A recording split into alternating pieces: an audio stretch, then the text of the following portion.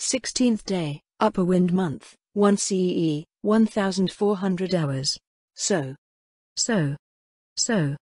A slice of sunlight swept through the cabin as Clara's carriage turned and stopped in front of Irantel's royal villa. It had been 1 week since the Sorceress Kingdom started its relief efforts in the Draconic Kingdom. With rudimentary diplomatic ties established and the campaign to remove the Beastmen well underway, Prime Minister Albedo summoned them for a performance review. It couldn't have come at a worse time. At least for Clara's diplomatic team. Shortly after their arrival in the Draconic Kingdom, Clara thought that things were proceeding as smoothly as could be expected. Any reservations Queen Auriculus might have had concerning the undead were swept aside by the need to remove the beastmen occupying her realm.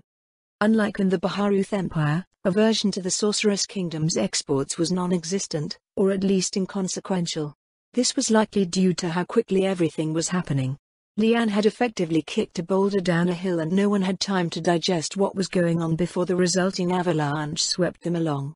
Now that the Draconic Kingdom's citizens were caught up in it, all they could do was see where it would carry them, which was well on the way back to a normal life. Over the past few days, however, political resistance had built up against them. Negotiations had effectively come to a standstill with the royal court of the Draconic Kingdom, leaving them with an awkward note to end their report on. Lady Albedo likely knew what was going on, which resulted in Clara's party being summoned. The Prime Minister was always quick to pounce upon potential problems, and, knowing her, the fact that the issues were beyond her control irritated her to no end. "Why didn't we bring Ludmilla?" Lian frowned. "She's got all those shiny achievements to balance off our stuff." "It isn't as if we've done anything bad," Florian said. "Ludmilla has her own meeting to attend with the Grand Marshal anyway." "I think they split us up on purpose," Lian said. "Lady Albedo's gonna grump at us lower life forms for hours now." "I don't think I've had Lady Albedo grump at me before." "Well, I have. That woman is never satisfied." 50% improvement in operational efficiency? Lian's tone lowered in an approximation of the Prime Minister's. "Why not 500%? And where are my personalized Lordine's skull carriage wheel covers?" "I always wondered where those came from," Florian said. "His Majesty completely froze up when that thing rolled by. I'm pretty sure he wanted to run away." Lady Albedo overflowed with pride over those carriage wheel covers. At least until her carriage rolled over a puddle and splashed mud all over all 4 of His Majesty's platinum alloy faces. She jumped out of the vehicle in a rage and attacked the offending puddle with her scepter, blasting a colossal crater into the street. It was then that she finally decided to start resurfacing Irantel's roads. "Yeah, right," Lian replied. "Undead are immune to mind-affecting stuff. If it works like a ring of mental fortitude, it won't help against something like that." Something new to ask Ludmilla, I guess. "Do you know how it works, Clara?" "It isn't as if the undead don't have feelings," Clara said. "I thought those wheel covers were nice, though." "Probably because you spend way too much time with Lady Albedo. Not that it'll save us now." Clara sighed at Lian's assertion. "I don't understand why you think anything overly terrible will happen. We've been caught in an embarrassing position, but we've barely started. The Baharuth Empire has been reluctant over all sorts of things for far longer and their court council answers directly to Lady Albedo. You don't see any of them impaled on spikes in front of the Imperial Palace." The cabin door opened and they stepped out into the midday sun. Lady Pestonia, who had transported them to Castle Corlin earlier that day, greeted them with a curtsy. "My ladies, the Prime Minister awaits." 1. Without further ado, they were led deep into the villa to the entrance of the royal court. Lady Pestonia bid them wait while she informed the court of their arrival. "So, are we dead?" Florian shot a look at Lian. "We're not dead. Why would you even say that?" "Because Lady Pestonia is usually more chatty." 1. "We've made plenty of progress. Your expectations are just unreasonable." "Considering what's gone into this, I think they're pretty reasonable. The Draconic Kingdom is literally at our mercy. It's ridiculous how we've somehow gotten stuck." Clara remained silent at Lian and Florian's back and forth, but she did agree with Lian. The sheer number of impasses and obstacles that they had found themselves confronted by was far from any reasonable expectations.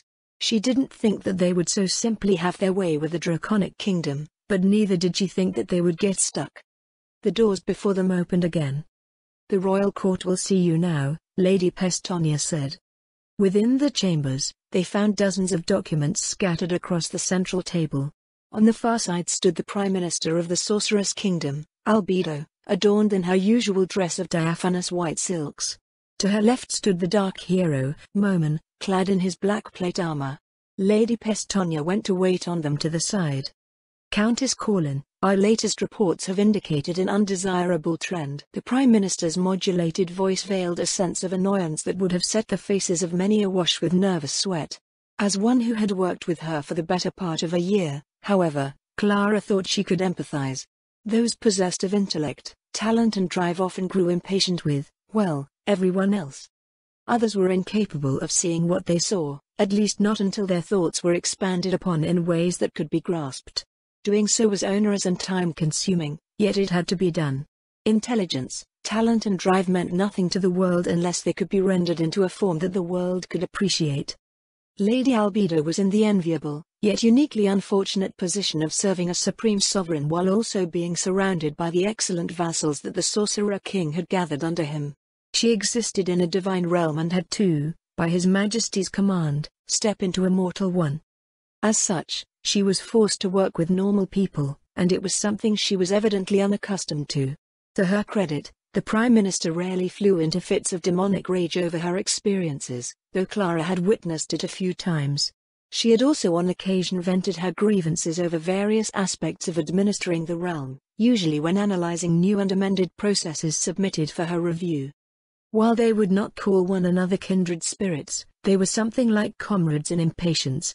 Clara, for one, found it refreshing to have someone around who shared in a similar situation. "Undesirable," Clara replied, "but not unexpected, my lady.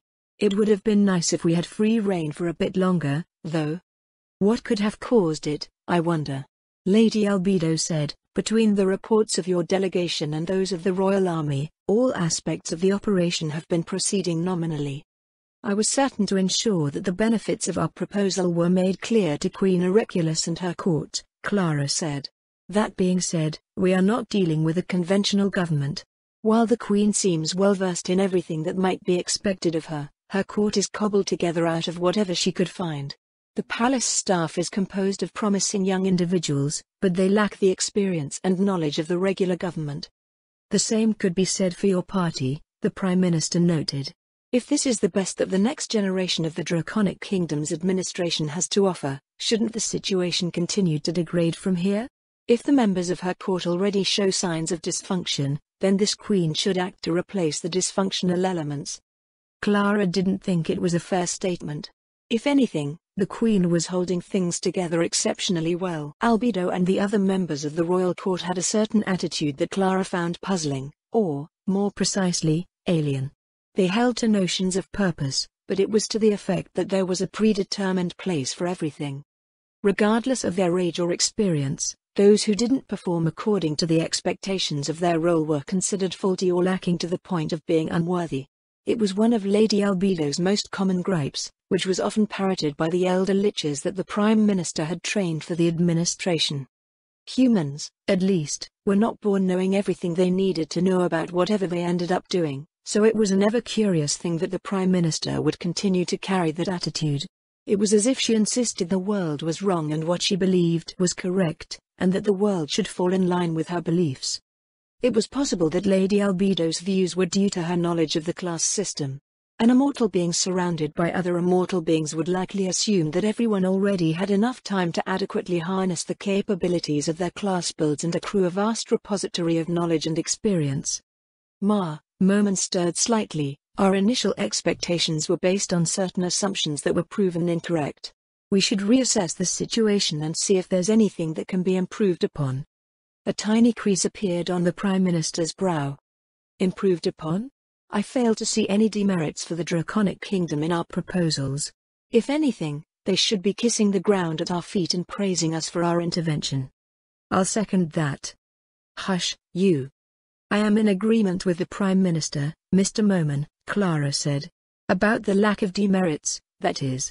If we are to improve upon our proposals, we need some sense of why they've been rejecting them. As of this point, The royal court of the Draconic Kingdom hasn't offered any counter-proposals or even the rationale behind its refusals beyond them being unacceptable. Being met with seemingly arbitrary refusal was the most infuriating part. Queen Auriculus also appeared to be going along with the sentiment of her court. The whole thing was mind-boggling.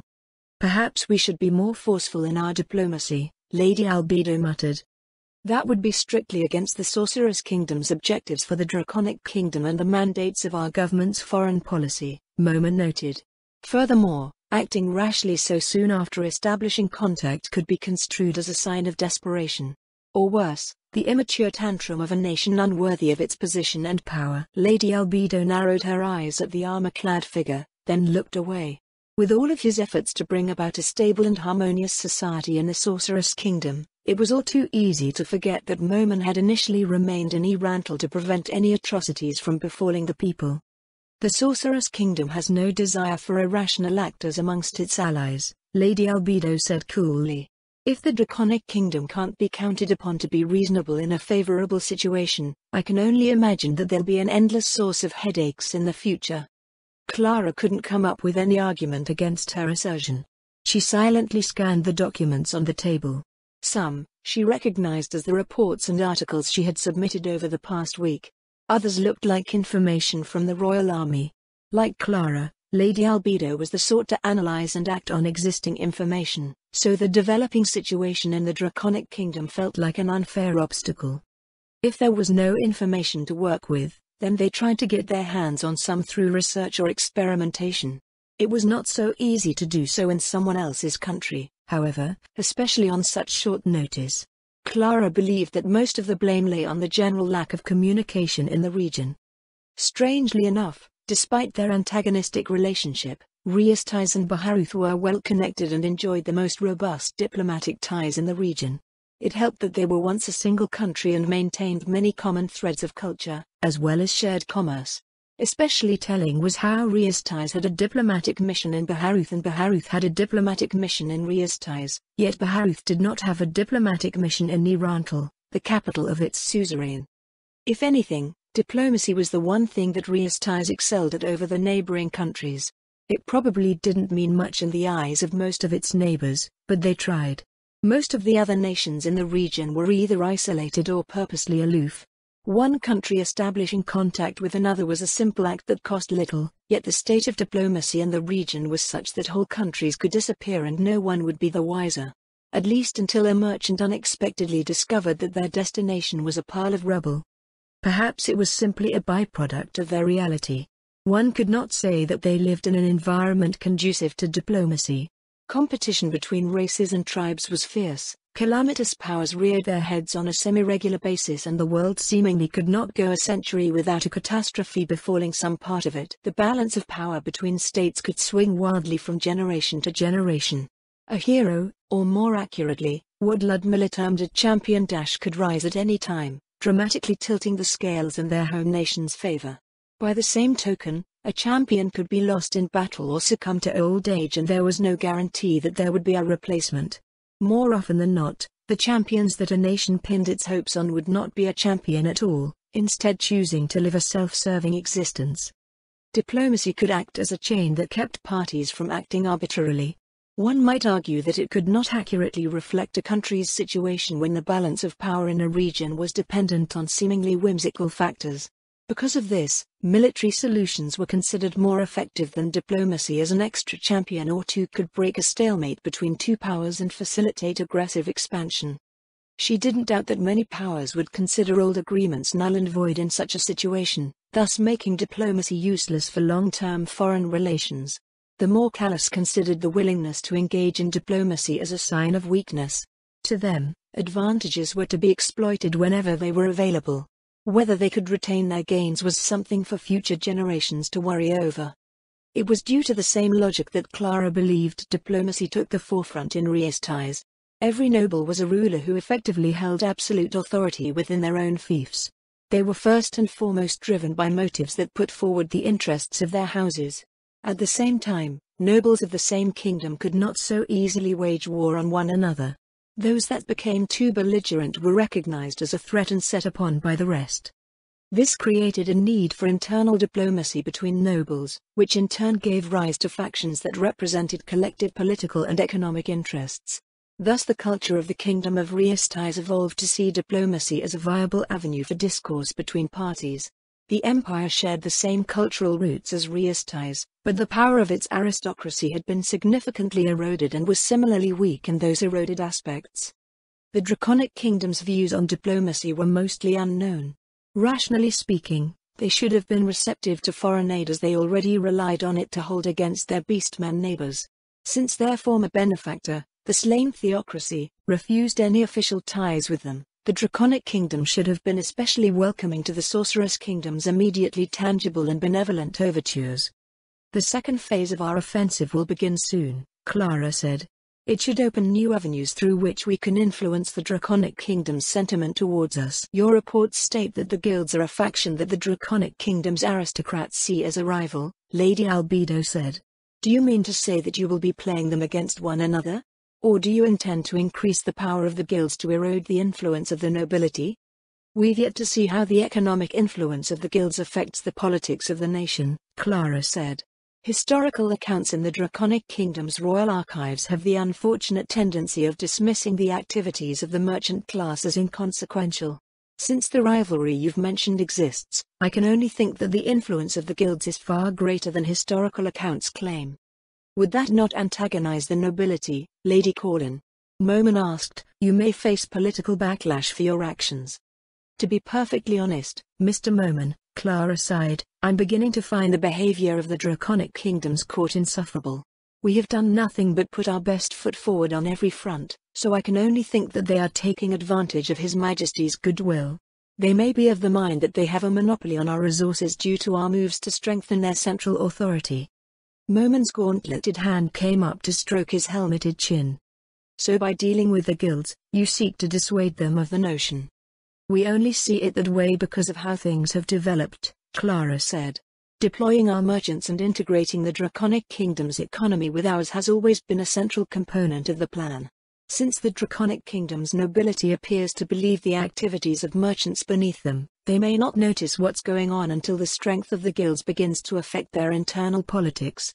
Our merchant companies will simply be doing what they usually do. They can hardly blame us for lawfully conducting business." "And you're absolutely certain that eroding the power of the nobility will not erode the power of the crown? If that happens, you'll be sabotaging our own efforts." "If there is anything to be certain about, it is that Queen Auriculus will remain in power no matter what happens. She is in absolute existence in the hearts and minds of all of her subjects. An increase in the power of the Draconic Kingdom directly translates into an increase in the power of the crown, no matter the source. So Queen Auriculus has at least secured our foothold in the Draconic Kingdom." Lady Albedo lightly tapped a fingernail against the table, ensuring the security of her nation, both in a military and economic sense. "Beyond that, she merely acts to guide national policy? For what reason would she do this? Why not assert her absolute authority and push negotiations through to facilitate the rapid recovery of her kingdom? It would be one thing if she were one of those foolish wastrels starting to rear their swelled-up heads in Riestais, but you've rated her as a highly capable ruler." Clara didn't have any answers to Lady Albedo's questions. Queen Auriculus was too smart to not understand that every proposal was meant to ensure a stable, healthy and quick recovery for the Draconic Kingdom. By allowing her court to deliberate over the Sorceress Kingdom's proposals, the Queen was prolonging the devastated condition of her country. Clara had hoped that Lady Albedo might be able to offer some insight into Queen Auriculus' strange behavior, but it appeared that the Prime Minister was at a loss as well. Silence hung over the chamber before Moman shifted his attention to Clara's left. "What do you think, Lady Garnier?" Florine started, turning nervous as all eyes went to her. "Me? It's because she's the Queen, isn't it?" Clara frowned at her response. As did Lady Albedo and Liane. "What do you mean by that, Lady Garnier?" the Prime Minister asked. Florine fidgeted with the ring on the middle finger of her left hand. Her mouth opened and closed several times before she answered. "The proposals that we're presenting to her," her eyes met the Prime Minister's own. "To the Draconic Kingdom. They're bureaucratic solutions for the present. More than that, they lack soul. I think Queen Auriculus understands this. Her processes, The ones that almost everyone here seems to consider inefficient are in reality the most efficient. How can that be? Lady Albedo scoffed. The data does not lie, neither do our results. Are you suggesting that our knowledge is flawed in some way? The data applies where it applies. Florian's voice rose. What I am saying is that you're trying to force that data into everything, even places where it doesn't belong. The noble woman's eyes widened. Her hand went up to cover her mouth. Forgive me, my lady. Florian lowered her head. I shouldn't have conveyed myself in that manner. Then what are you trying to say? Momin asked. Florian straightened from her apology, smoothing out her skirts before lightly placing her fingers on the edge of the polished oak table. Last spring, she answered, when Erantal was annexed, it was clear that Lady Albedo had a plan. We had manuals, almanacs, new paperwork, new processes. Quite frankly, we were all amazed. There were so many things that we thought were impossible, so many concepts predicated on the existence of those impossibilities. We were all in awe of you, and we still are. At your intelligence and talent, at the peerless quality of your work and all of the time and effort you must put into it. It's something to be admired and envied. But, it's the work of someone who is purely a bureaucrat. I fail to see any issue with that, Lady Albedo said. On its own, my lady, there is no issue. But, there was more, wasn't there? More to your plans for the Sorceress Kingdom. The traces of those plans are evident to those with eyes that can see them. Entire swathes of procedure are missing or amended, as if someone said no to something broad. You made the appropriate alterations in your admirably fastidious manner and they show up as swathes of uniform changes. The only person I can think of who could make you do that, a pointed note entered Florian's tone, is His Majesty. You dare equate Draudillan Auriculus with His Majesty? Lady Albedo narrowed her eyes at Florian, but the young noblewoman didn't flinch away from the Prime Minister's ire. I am saying that it is one thing to administer and another to rule, my lady. His Majesty accounted for things that bureaucrats are blind to, or at least consider inconsequential. No one can say that he was wrong. Then what do you think Queen Auriculus is trying to accomplish here, Lady Gonye? Momin asked. It should be the same as what was done in the Sorceress Kingdom, no? Florian answered, Queen Auriculus is intimately familiar with her own kingdom. She has seen enough of what we can offer to understand the change it will bring to the Draconic Kingdom. Our proposals present solutions for the present, but Queen Auriculus seeks answers for the future. She is manipulating every side to draw out all of the problems that will eventually manifest as a result of our new relationship so she can preemptively address them. Florian started to fidget again under everyone's stares. So you are saying that Queen Auriculus is not resisting the Sorceress Kingdom's advances? Lady Albedo asked. She is far ahead of us, my lady, Florian answered. Our first few days convinced her that we were trustworthy enough to deal with. The shift in her court's attitude indicates that she is preparing her country for a long-term relationship with the Sorceress Kingdom. Why wasn't any of this mentioned in the reports? Because it's not something that we're supposed to know. Even her own people don't know. I just got so angry because it looked like we were about to do something irrevocably stupid. I had to say something before it happened. Actually, I may have ruined everything. Please forget what I said. The Baroness of Gonye's words trailed off into a silence that reigned over the royal court of the Sorcerer's Kingdom. Lady Albedo let out a barely perceptible breath. Countess Corlin, she said, Pestonia will arrive at Castle Corlin to return you and your delegation to Oraculon tomorrow morning. Be sure to make any necessary preparations before then. The doors of the royal court whispered shut as Pestonia escorted Countess Corlin and her party back outside. Albedo's gaze lingered on the polished oak portal for 3 seconds before her hands moved to collect the documents scattered over the table. Preposterous. Was it a weakness? No, it couldn't be considered one. If the Supreme One would only allow them to, they could. But they couldn't. They explicitly weren't allowed. Nazarick could subjugate the region in the blink of an eye, but the direct use of force was prohibited. Albedo could think of at least a dozen reasons why Momonga-sama would do this. She was certain that Demiurge and Pandora's actor could each think of a dozen other reasons more. A weakness? Her head snapped up. She directed a cold glare at Pandora's actor. Did he have to say it out loud? It is a weakness easily remedied, Albedo said. If all of Nazarick's resources were at our disposal, Pandora's actor replied, and if we could do as we pleased, perhaps. But that is evading the problem, is it not? Well, it isn't as if I don't understand the source of your irritation. Our master, in his supreme wisdom, has issued a challenge. The solution to that challenge is not something we can directly provide. That wasn't explicitly true, but it was close enough. The problem could be seen as a small part of a greater problem, one presented by the realities of the world that Nazarick had found itself in. This new world contained a myriad of aspects that did not exist in Yggdrasil, and so Nazarick was not equipped to confront those aspects head-on. They could bludgeon it to death or otherwise neutralize it through alternative means, but one never knew when those aspects might prove troublesome. As the doppelganger had noted, the problem was one that grated against her pride as a creation of the supreme beings. She was certain that all of the NPCs felt it to some degree, that these lesser beings in their laughable weakness could accomplish what they could not. Should it be allowed? Could it be allowed? Every single day, it felt that the citizens of the Sorceress Kingdom pleased their master in ways that Albedo could not discern. Some of them could seemingly understand Momonga Summer's will and carry out his desires in ways that surpassed any of the NPCs. Her beloved had pointed it out to her nearly a year previous when she delivered her report on Facet County.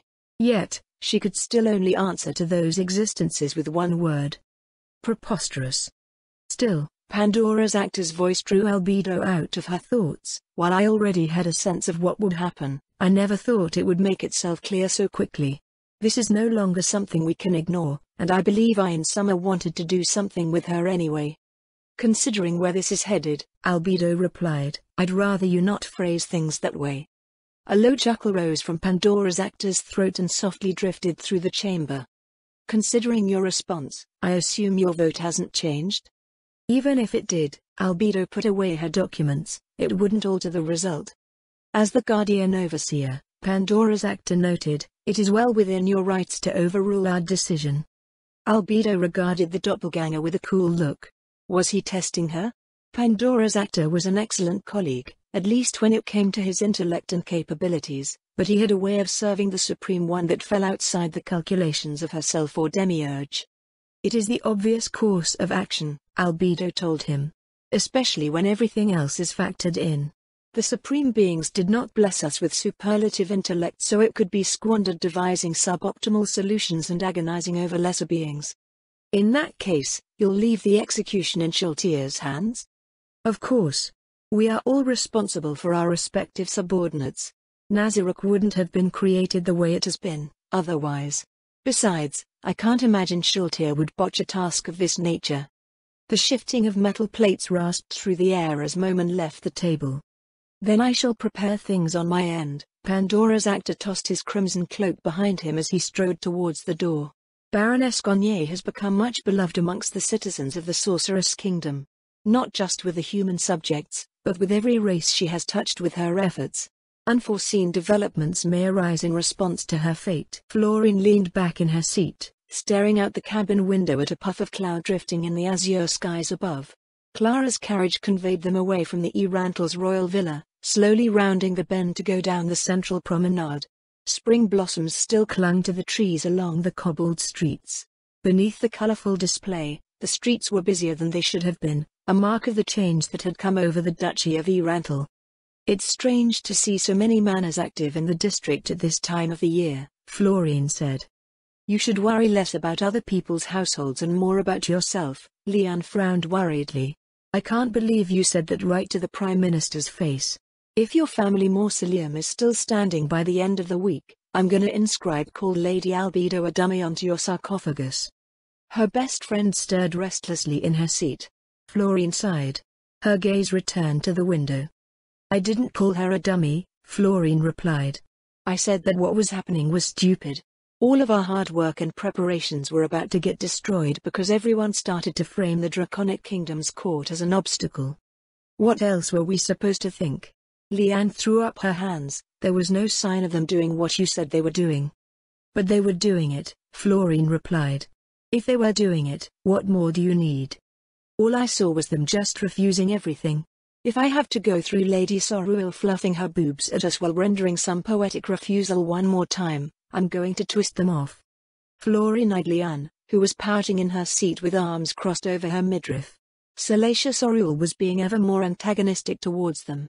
She regularly acted to incite Queen Auricula's court against the Sorceress Kingdom's proposals, and over half of the Draconic Kingdom's royal court could be seen as supporting her in one way or another. That being said, the dusky noblewoman was entirely genuine in her position and a crucial participant in their ongoing negotiations. "If you knew what was going on," Clara said, "why didn't you say anything to us? We're all supposed to be part of the same effort." "I was serious when I said what I said just now," Florine told Clara. "Anyone who didn't know isn't supposed to know." "Why?" "Because it would result in fake diplomacy. Every member of every party is supposed to genuinely represent their respective interests to the fullest extent of their ability." She didn't get why they didn't get it. Leanne and Clara were both much smarter than Florine. They were educated and trained as noble women in much the same way that she was. "This thing Queen Auricula is doing," Leanne said. "If it's even actually happening, she nearly screwed her kingdom." "But she didn't." "Because you were brave/stupid enough to say what you did to Lady Albedo. What if you weren't a part of our delegation? Then Queen Auricula would be doing things differently." "How do you know that?" "Because if I wasn't there, she wouldn't have done it." "Why are we going in circles?" Florine sighed, looking out the window again. It seemed that no one had issued instructions to the driver, so they were now just parked in front of Clara's city manor. "How old is she?" Florine asked. "Who?" "Queen Auricula. The two of you see her as a capable ruler, but, at the same time I think you're underestimating her. The demon gods popped up 2 centuries ago and started burninating everything." Leanne scratched her chin lightly. "It took the 13 heroes like a decade to gather their strength and maybe another 5 years to run all over the place banishing all the demon gods." "Why would it take 13 people a decade to gather?" Clara asked. "Because it wasn't just 13. That's just people trying to downplay the role of every race but humans in the fight against the demon gods." "Then how many were there?" The Carnissus version of the story claimed that there were over 100 of them. There were the 9 goddesses that came down and helped them as well. Anyway, the demon gods didn't all run around together either. They split up to destroy things all over the place. Some of them were alone while a few moved around in 2s and 3s. Since hundreds of millions of lives were at stake, the 13 heroes split up into big parties to stop the demon gods as quickly as possible. Some of the parties succeeded, others failed. In the end, the leader of the 13 heroes defeated the demon god king. After that, the 13 heroes went somewhere and got their collective asses kicked by some dragon god. "Why did they go fight this dragon god?" "Who knows?" Leanne shrugged. "Maybe they were pissed off that someone so strong didn't come out and help the world. Or maybe they thought they could tackle something big and get stuff for it. Dragons have treasure, so a dragon god must have godly treasure. It didn't seem right to attack someone just because they could. Strong people often let their power get to their heads, however, so it stood to reason that a whole lot of strong people working together might end up being a huge menace if left to their own devices." "I think we've digressed a bit," Florine said. "Huh? Oh yeah. So let's say a generation passed between when the demon gods popped up and the dust settled. The Draconic Kingdom is the Draconic Kingdom because they have a draconic bloodline. So let's also say the Brightness Dragon Lord gave them a bit of a head start by helping to unify and stabilize the country for his future descendants. So the Brightness Dragon Lord did the dirty with, wait, how does that work? A tub? Skip that part." Florine reached over and swatted Leanne. "I'm just asking how old the queen is." "Queen Auricula is the great-grandchild of the original pair, but we don't know how long dragon-blooded people live. Maybe they have regular human lifespans, but I somehow doubt that. Maybe it depends on how strongly their draconic ancestry manifests. Anyway, my guess is around 50. "Why 50? "Something Ilishnish told me. Dragons are considered adults at 100 years of age. Queen Auricula reportedly has the powers of a dragon and looks like a 10-year-old, so 50. "It's good to know that you've finally accepted that the age of adulthood is 20, Clara nodded. "But I think she looks like she's 8. "I thought she looked around 12, Florine said. Sure, Leanne said. "Whatever. Why did you ask?" "I'm just trying to point out how old she actually is," Florine replied. Queen Auriculus is a highly experienced sovereign that has led her country through all of its trials for around 2 generations if your guess is correct. She's been dealing with much stronger countries to ensure the survival of her people. If you match her apparent capabilities with her experience, it's impossible to imagine that she'd screw up when it comes to court politics. Plus she knows so much about the world and how it works. Queen Auriculus never described things in explicit terms, but she demonstrated a high degree of working knowledge about the systems of the world. Florine wouldn't be surprised if Queen Auriculus understood how to weave the tapestry of her nation to maximize the effect of the groundwork laid by her grandfather, a being who was older than any known history. The Queen had already offered a sample of that knowledge to them. Cultivating an amicable relationship with her might give them access to a vast repository of lore. It was a golden chance to learn about the world from someone who wasn't limited to the strangely sterile history of the region. Florine was flabbergasted when the meeting with Lady Albedo had taken an antagonistic turn. It was like watching someone who was doing their best to become close to someone instead get treated as an enemy. "Well," Leanne said, "now we know and there's no way we can forget." "What now?" "I don't know. She's going to notice what's changed the moment we resume negotiations." "You said something about the Queen being ahead of us," Clara said. "About how she's seeking answers for the future. I understand why this would be important to her, but, at the same time, is it really so complicated?" "It is," Florine nodded. "I'm not confident I can articulate it well, but, how about we see someone who knows better than us about this sort of thing?" Florine opened her cabin door and stepped out onto the street. Their household staff chatting nearby came over to attend to them. "So," Leanne came around the carriage, "where are we going?" "To see Countess Jesn." "Eh? Is she in the city? I saw some of her household running around performing errands." She pointed past Leanne's shoulder. Her friend turned to see 2 carriages with the sigil of House Jesn roll to a stop in front of the noblewoman's manor. "Since it's come to this," Clara smiled slightly, "we should at least head over to offer courtesies." Their greetings were received with a frown from the venerable matron of House Jesn. Her head of curls had only grown more steely in appearance since the winter and her gaze was no less so. "Your guard dog is missing," Countess Jesn noted. "Baroness Zaradnik is currently attending a meeting with the Grand Marshal, my lady," Clara replied. "Humph. I heard she's gone from an unofficial nanny to an official one, too. She has 2 apprentices with her now." "Yes. Speaking of which, I don't see Lord Albert." "I locked him up in a manor out in the county," Countess Jesn replied. "He's behind on too much and the city has too many distractions." The Countess' grumpy gaze turned to Florine. A dire frown creased the older woman's face. "And just what in the gods' names are you wearing, young lady?" "What am I wearing?" "Oh, gods." Florine wrapped her arms around herself and hid behind Clara.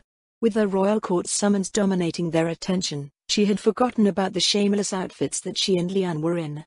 "It's the Draconic Kingdom's local fashion," Clara said. "Though Oraculon is only about 600 kilometers away, the climate is remarkably different. Something to do with how the wind and the seas affect the weather, if I'm not mistaken."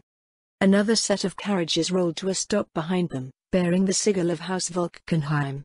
A pair of footmen came out to open the door of the central carriage. The Count of Volkenheim stepped out and then turned to help the Countess of Volkenheim disembark. Adelia was about 6 months pregnant, but the Count looked like he was afraid that the baby would pop out the moment Adelia's heel touched the pavement. "Count Volkenheim," Clara smiled. "Countess Volkenheim. It's so good to see the both of you healthy." "Likewise, Countess Corlin," Count Volkenheim replied. "I hear that you've gone off on yet another grand adventure." "I wouldn't go so far as to call it a grand adventure, my lord," Clara said, "but, actually, since we're all here, there were some related matters that I'd like to discuss. Would it be an imposition?" Lord and Lady Volkenheim glanced at one another. "We were just coming over for some afternoon tea," Count Volkenheim said. "There were some sundry matters to discuss, but since we see one another so rarely, Countess Jesn?" "Oh, sure." The aged noblewoman rolled her eyes. "Just barge in on an old woman in her own home, why don't you?" Countess Jesn turned and stormed through her gate. The rest of them stared after her. "Is that a no?" Count Volkenheim asked. "It's a yes, my lord," a footman at the gate answered. They followed the countess into her manor. Several members of her household led them to a drawing room furnished with antiques and pieces of art.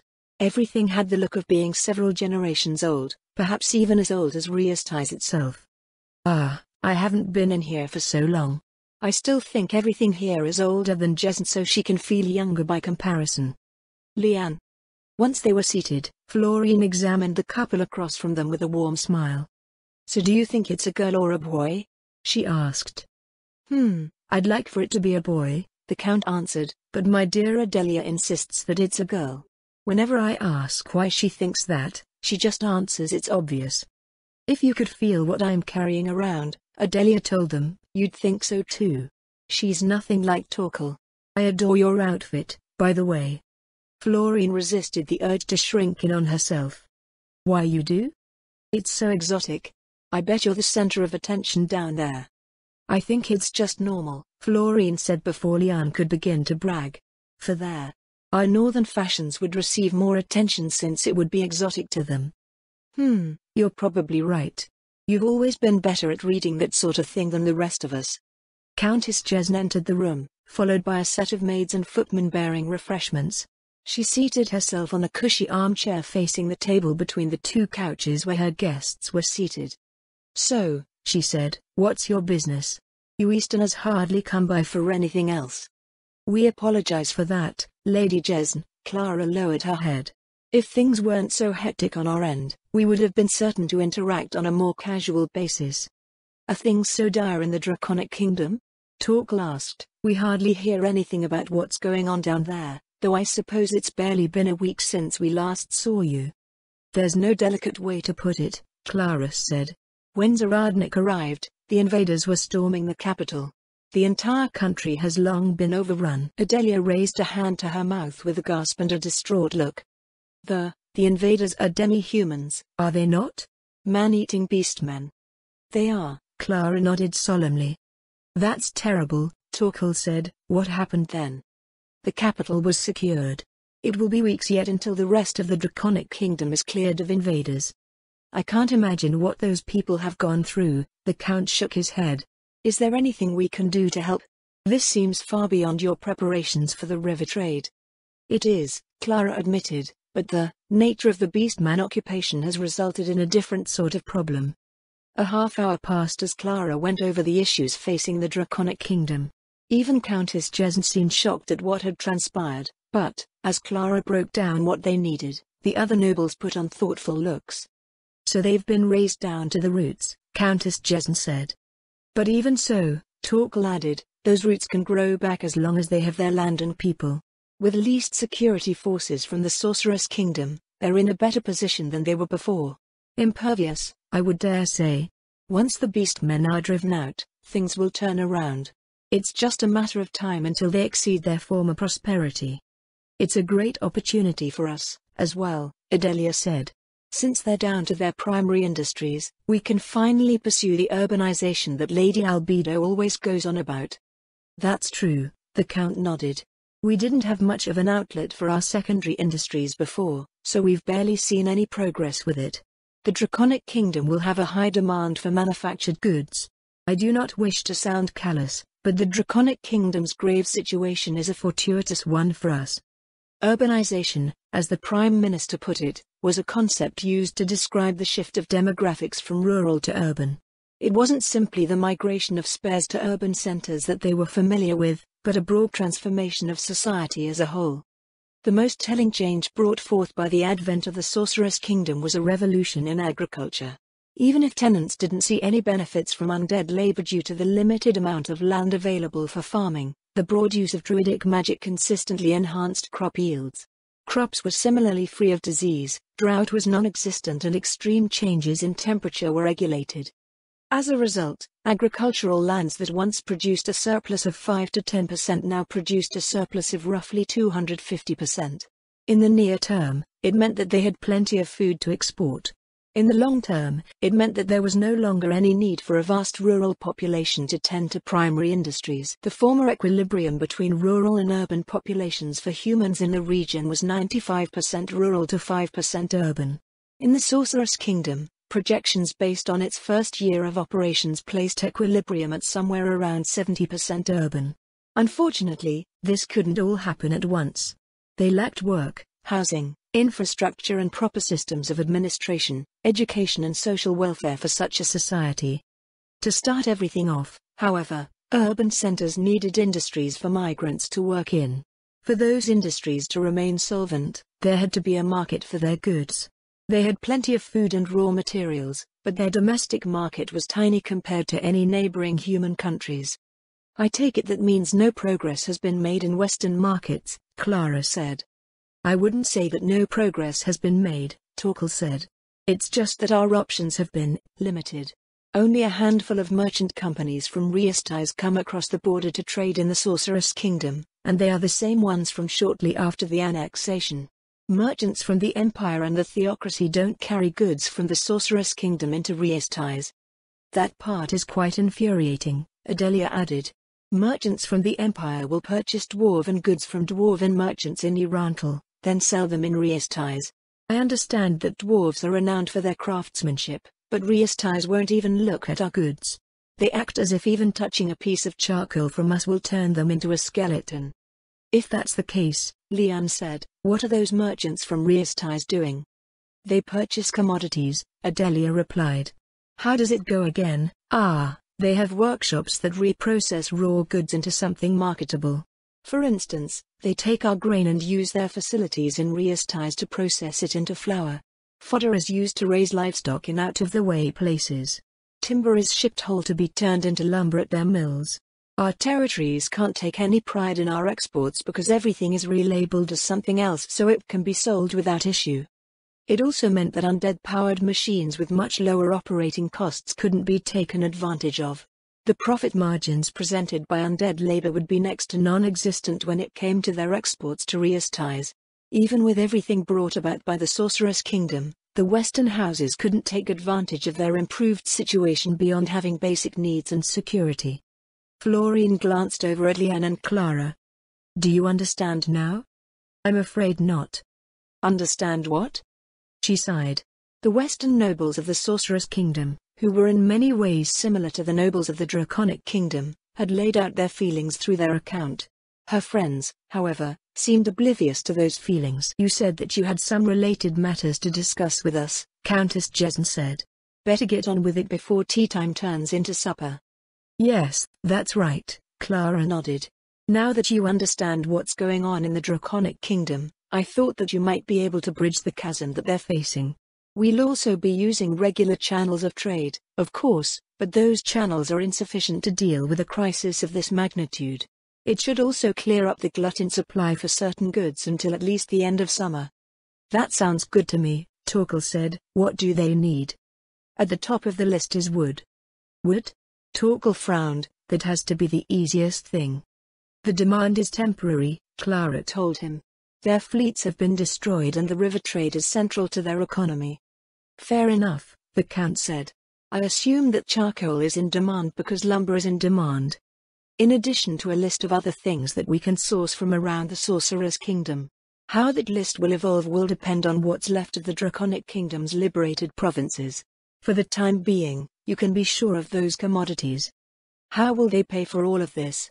Countess Jesn asked. It had better not be some sort of colossal favor. Their gold supply is still somewhat intact, Clara said. We'll simply be trading at their major ports. From what you've said, we don't need anything that they're capable of producing right now. They'll be running a colossal trade deficit. That gold will dry up sooner or later. That much was evident, but knowing didn't bring them any closer to a solution. Lady Jesn, Florine said. In an effort to mitigate the issue long enough that they can begin balancing their trade, we've presented several dozen proposals to the Draconic Kingdom's royal court. Unfortunately, they've been rejecting nearly everything. I was hoping that you could help us find more elegant solutions. The Countess snorted. You're hoping that I can help you? Yes, my lady. Florine looked down at her lap shyly. Colin is intimately familiar with all aspects of those proposals. Clara sent a dubious look in Florine's direction, but went along with her prompting. It took all of 1 minute for Countess Jesn to interrupt her. What insanity have you been proposing to the Draconic Kingdom? Of course they aren't going to accept anything like that. It may be a bold set of proposals, but there is nothing inherently wrong with each one. As a whole, it should all come together to result in a quick and healthy recovery. Countess Jesn snorted. That's so typical of you. Never mind your merchant roots, Prime Minister Albedo has gotten you good and brainwashed too. I beg your pardon? The Countess turned her attention away from Clara to address Torkel Vulkenheim. Would you take this deal? No. Wait, we never got to the details. Essentially, Clara said, our proposals revolve around leasing land. We've started by leasing a stretch of waterfront in their capital to serve as an exclave for the Sorceress Kingdom. Traditionally, land for exclaves is granted by the host nation for free, but we offered to lease the land instead since it would require extensive restructuring to accommodate our freight and our citizens in the future. Torkel Vulkenheim nodded slowly at Clara's explanation.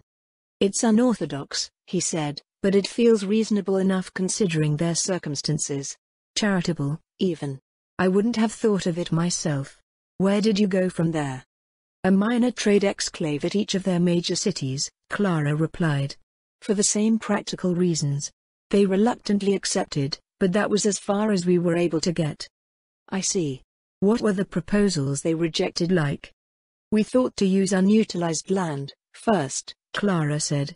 There's a piece of completely undeveloped frontier in their northwest that goes by the name of the Dead March. It's a bit larger than Corlin County. The Dead March was originally used as a buffer zone where adventurers would intercept undead wandering out of the Katza Plains. There should be no concerns from that front as we've taken the Katza Plains and now manage its borders.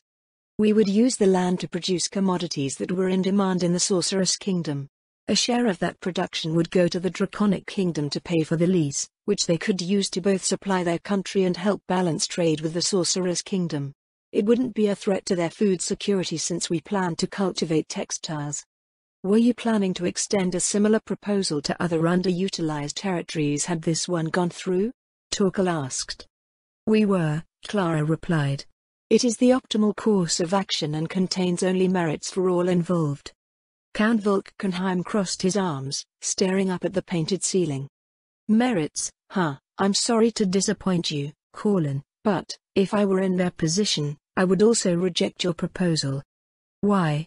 Leanne frowned. It solves their biggest problem, well, not including the Beastman one. We can even use the land to showcase undead labor. The Dead March doesn't even belong to any of those nobles, it's under the direct control of the Queen. We've set everything up perfectly. Perfect for a merchant, maybe, Countess Jesn said. And perfect for the Prime Minister and her elder liches. But not everyone sees things the way that you do. The lot of you that have jumped onto everything the Sorceress Kingdom offers are too used to having everything work according to plan. You have absolute authority over your territories, elder liches keep track of everything. Death Knights minimize crime and eliminate foreign threats. Production is so ridiculous that development is a matter of course. There's no opposition because no one would dare to oppose His Majesty's establishment. You might suffer some setbacks here and there, but, ultimately, everything goes right because nothing can go wrong. I'd like to remind you that the rest of the world doesn't work that way.